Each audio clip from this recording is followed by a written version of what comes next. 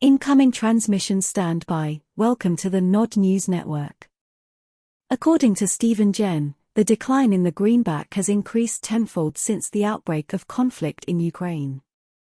Stephen Jen, CEO of Eurozone SLJ Capital Limited, told Die Welt on Thursday that the global abandonment of the US dollar has increased tenfold since February 2022 compared to the previous 15 years.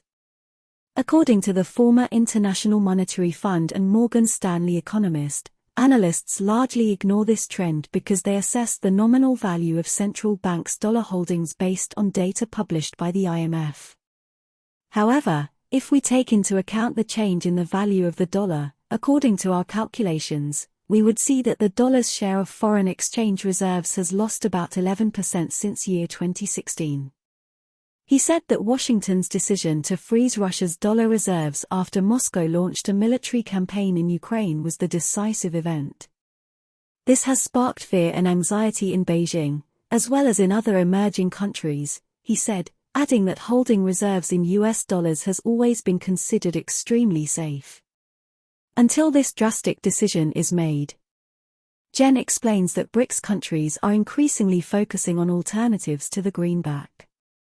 According to The Economist, from the BRICS group of emerging economies, which currently includes Russia, Brazil, India, China, and South Africa, but is expected to welcome 6 new members next year, the economic powerhouse the alliance's economy has doubled.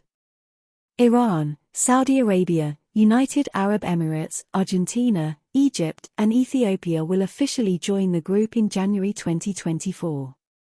Taking into account purchasing power, BRICS countries currently account for 32% of global economic output, compared to 30% for G7 countries, he said. This has been the Nod News Network, transmission complete.